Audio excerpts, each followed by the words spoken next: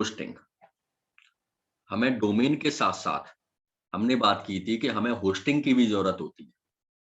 ठीक है, होस्टिंग हमें जितने होस्टिंग प्रोवाइडर्स हैं उनसे हम होस्टिंग परचेज कर सकते हैं। जितने भी डोमेन प्रोवाइडर्स हैं ये सब होस्टिंग भी देते हैं, तो इनसे हमें होस्टिंग परचेज करनी है। ठीक है, हम जैसे हम चलते हैं होस्टिंग राजा पे।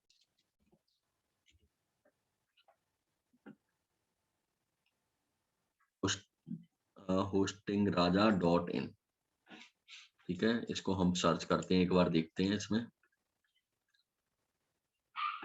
Low cost share hosting, premium hosting, domain.com, WordPress hosting, VPS hosting, dedicated server, cloud server, ये सब कुछ वही है जो मैंने बताया था। ठीक है, इनकी प्राइस भी दी हुई है, स्टार्टिंग एट 85 रुपए, ये 226 रुपए। मान लो मुझे शेयर होस्टिंग लेनी है, मैं इस पर चलता हूँ शेयर होस्टिंग पे। ठीक है, शेयर होस्टिंग में भी हमारे पास ये 3 प्लान दिखा रहा है, अनलिमिटेड, गोल्ड और सिल्वर। ठीक है, इसमें कितने जीबी हमें डाटा भरने के लिए मिलेगा, ईमेल आईडीज मिलेंगे, कितने डोमेन, कितने सब डोमेन मिलेंगे, ये सारा कुछ इसमें डिटेल्स दी हुई है। ठीक है, जैसे हम इसकी बात करें सिल्वर की, जो सबसे छोटा प्लान है, 85 रुपए पर मंथ है। लेकिन 85 रुपए पर मंथ कब है? जब ये हम 5 साल के लिए परचेज करते हैं। तो यदि हम 3 साल के लिए परचेज करते हैं तो ये 104 रुपए पर मंथ है। इसमें हमें 3 वेबसाइट, जैसे 3 वेबसाइट मतलब 3 हमने डोमेन परचेज कर लिए और 3 डोमेन को हम एक साथ इस वेबसाइट पे हम रन करा सकते हैं। ठीक है, नेक्स्ट चलते हैं होस्टिंगर पे।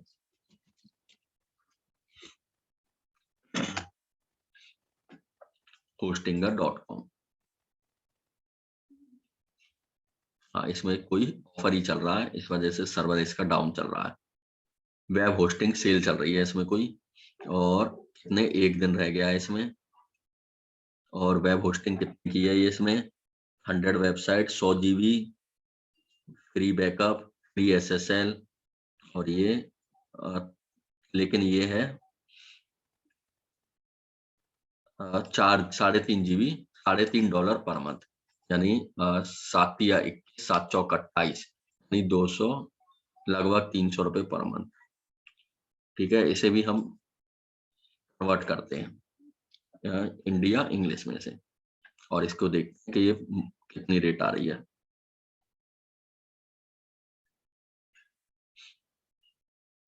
अब इंडिया में तो और भी 3 प्लान चल रहे हैं, उसमें इंग्लैंड में, यानी प्लान चल रहे हैं USA में, और इसमें 3 प्लान चल रहे हैं, सिंगल वेब होस्टिंग, प्रीमियम और बिजनेस वेब होस्टिंग। ठीक है, इसमें 1 वेबसाइट, इसमें 100 वेबसाइट, इसमें 100 वेबसाइट, यानी 30 जीबी, 100 जीबी और 200 जीबी। ठीक है, एक email account, free email, free email, इसमें फ्री SSL, तीनों में फ्री SSL मिलेगा। इसमें डोमेन नेम फ्री नहीं मिल रहा, लेकिन इसमें डोमेन नेम फ्री मिल रहा है। ठीक है, यदि हम इस प्लान के साथ जाते हैं तो हमें डोमेन नेम फ्री मिल रहा है। ठीक है, हो गया, आगे चलते हैं। स्टार्ट नाउ पे क्लिक करके देखते हैं इसमें क्या ऑफर है, इसके अलावा भी कुछ ऑफर है क्या? नहीं, यही ऑफर है। और इसे जैसे मैं अगर ऐड टू कार्ट करूं, ये 69 रुपए पर मंथ, यानी 70 रुपए पर मंथ, 12 लगभग 1,000 रुपए का हमें ये होस्टिंग मिलेगी। ठीक है, जैसे मैंने इसको परचेज करना है, मैं क्या करूंगा, ऐड टू कार्ट पर क्लिक करूंगा।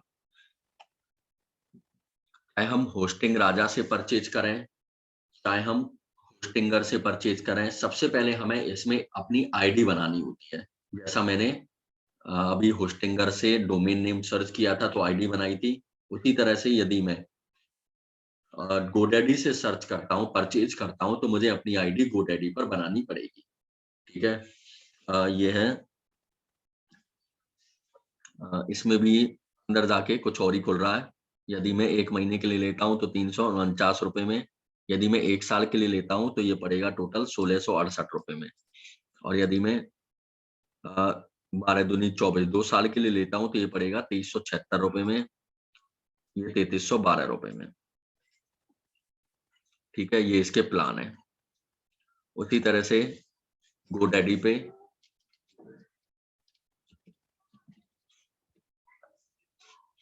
GoDaddy पे चलते हैं और होस्टिंग को देखते हैं। मैं ये सब चीजें रिसर्च करनी है, डोमेन के लिए भी और होस्टिंग के लिए भी, ठीक है। क्या हमें कितने की मिल रही है, यहाँ पे होस्टिंग पे जाना है। अब इसमें हमें कौन सी होस्टिंग चाहिए, वेब होस्टिंग ऊपर वाली, ठीक है, और कोई नहीं लेंगे, सबसे सस्ती यही है, ठीक है। ये आ गई 99 रुपए पर मंथ, यदि हम 3 साल के लिए लेते हैं तो 199 रुपए पर मंथ। ये उससे बड़ी है, ये डीलक्स और ये अनलिमिटेड, ठीक है। जैसे अगर मैं इसे ऐड टू कार्ट करूं, ये कितने रुपए की टोटल वैल्यू निकल के आ जाएगी यहाँ पे।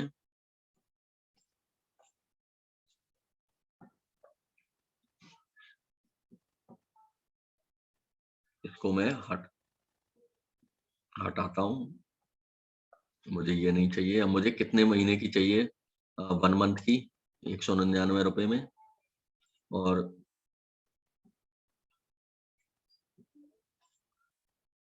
आ गया कार्ट, कहाँ गया, ये रहा। अगर मैं 1 साल की लेता हूँ तो 169 रुपए पर मंथ, यानी 2028 रुपए की ये मुझे मिलने वाली है, ठीक है। उसी तरह से मैं 36 साल के लिए यानी 3 साल के लिए लेता हूँ, ये टोटल मुझे मिलने वाली है 3564 रुपए, ठीक है। ये है होस्टिंग के प्लान।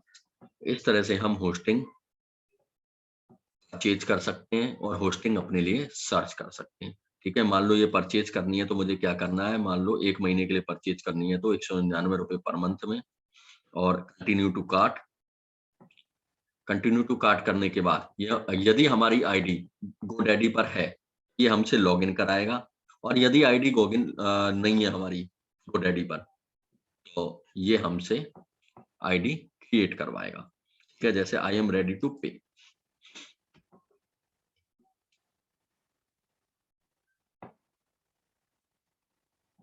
हमें जीमेल किससे बनानी है, हमें जीमेल से बनानी है, और साइन इन यानी पहले से ही मेरा अकाउंट है। मैं कंटिन्यू विथ गूगल करता हूँ, ठीक है। मैं अपनी आईडी से इसे क्रिएट करता हूँ। ऑलरेडी कस्टमर, हाँ ये हमारी ऑलरेडी बनी हुई है आईडी से, इसलिए मुझे आईडी बनाने नहीं दे रहा है, ठीक है। और मान लो मैं इसे लॉगिन करता हूँ तो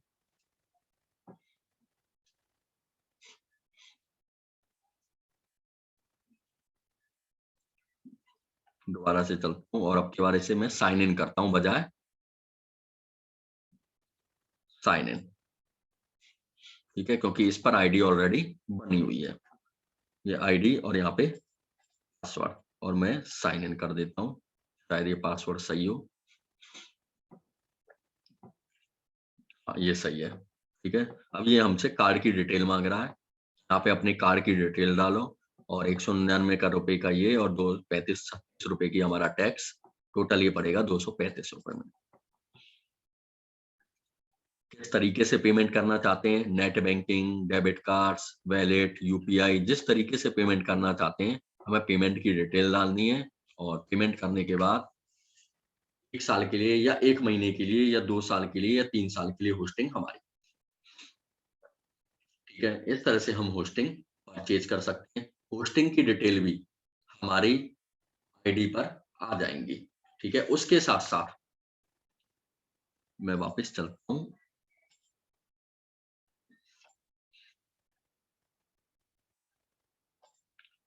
ठीक है। एक अगर हमने डोमेन परचेज किया है तो हमारे पास डोमेन की डिटेल आ जाएगी। ये डोमेन इतनी तारीख तक, इतनी डेट तक हमारा हमने परचेज कर लिया है। और यदि हमने, मान लो हम एग्जांपल लेके चल रहे हैं, GoDaddy से परचेज किया है, ये हमने कहाँ से परचेज किया है, GoDaddy से। आईडी पासवर्ड हमारे पास है ही है, हमें इसके आईडी पासवर्ड की जरूरत नहीं पड़ने वाली। नेक्स्ट चलते हैं होस्टिंग पे। होस्टिंग मान लो हमने परचेज की है GoDaddy से, ठीक है। GoDaddy के आईडी पासवर्ड हमारे पास है, लेकिन हमें होस्टिंग का सी पैनल मिलने वाला है, जिसे हम कंट्रोल पैनल कहते हैं। इस कंट्रोल पैनल की हेल्प से हम अपनी वेबसाइट को बना सकते हैं, ठीक है। कंट्रोल पैनल में हमारा कंट्रोल पैनल के अलग से आईडी होगी, और अलग से पासवर्ड होगा। ठीक है, जिसका गोडैडी के आईडी पासवर्ड से कोई मतलब नहीं है। गोडैडी का पासवर्ड गोडैडी अकाउंट खोलने के काम आएगा, और कंट्रोल पैनल का पासवर्ड, जिसे हम सी पैनल कहते हैं, हमारा आईडी और पासवर्ड जो हमें मिलेगा हमारी वेबसाइट को क्रिएट करने के काम आएगा। ठीक है, इसमें हमें आईडी पासवर्ड के साथ साथ सी पैनल की लिंक मिलेगी, सी पैनल लिंक। इस लिंक पर क्लिक करके हम आईडी डालेंगे, पासवर्ड डालेंगे, और हमारा कंट्रोल पैनल ओपन हो जाएगा। ठीक है, यहाँ तक क्लियर होगा।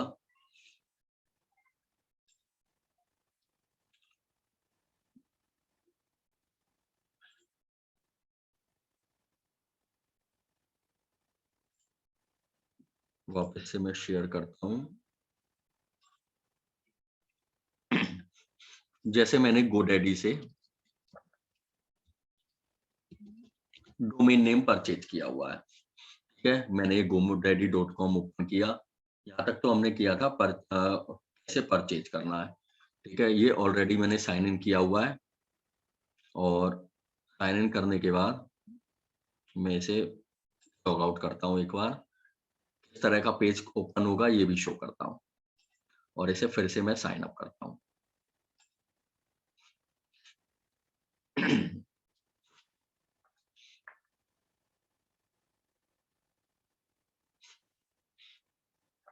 ठीक है, ये हमारा ये आ गया, ये रहा साइन इन।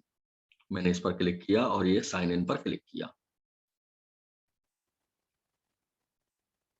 ठीक है, ये हमारा पेज आ गया। यहाँ पे मुझे आईडी डालनी है, पासवर्ड डालना है, और साइन इन पर क्लिक करना है।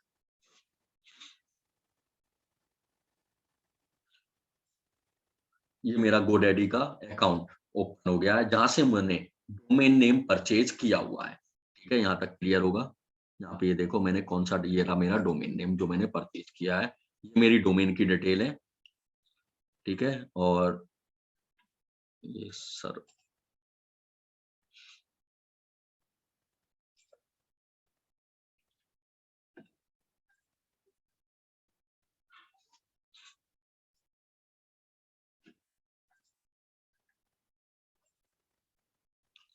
ये सर्वर डाउन चल रहा है शायद।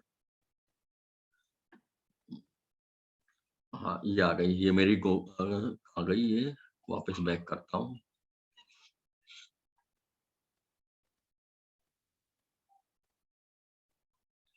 ठीक है, ये मेरे डोमेन की डिटेल है। ये रही डोमेन की डिटेल, supportothers.org। ठीक है, और एडिशनल प्रोडक्ट मैंने कोई परचेज नहीं किया हुआ, शायद कोई भी परचेज नहीं किया हुआ। और ठीक है, ये हो गया godaddy.com। अब हम चलते हैं, जो मैंने परचेज किया हुआ है होस्टिंग, होस्टिंग राजा। ठीक है, ये मैं होस्टिंग राजा पे गया। ये ठीक है, ये रहा लॉगिन। मैं यहाँ पे लॉगिन किया। यहाँ पे मुझे इसके लॉगिन आईडी पासवर्ड मिले हुए हैं। अगर मुझे याद हो तो मैं डालता हूँ लॉगिन। डालते हैं।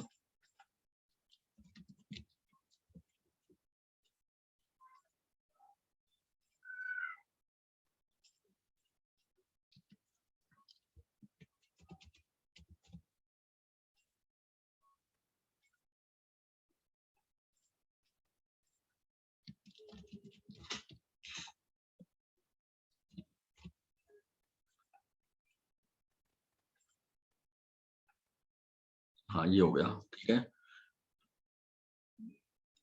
ये पूछ रहा है have you taken backup, backup ले लिया है क्या। मैंने नहीं लिया है। ठीक है, चलो मैं नो कर देता हूँ।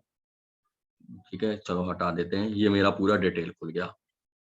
मैंने क्या लिया हुआ है, supportothers.org, और ये 4 अप्रैल 2022 तक वैलिड है। शायद 2-3 साल के लिए मैंने ये खरीदी थी एक साथ होस्टिंग। 4 अप्रैल 2022 तक चलेगी। यहाँ से मैं अपना कंट्रोल पैनल ओपन कर सकता हूँ। ठीक है, ये मैंने क्लिक कर दिया, मेरा कंट्रोल पैनल ओपन हो जाएगा। अभी मैं शो कराता हूँ तो मैं, उससे पहले ये मेरा डिटेल्स हैं, जिसमें मेरी ईमेल आईडी वगैरह सब चीज दे रखी है, बिलिंग वगैरह सब चीज दे रखी है कि मैंने कब पेमेंट किया है, क्या किया है।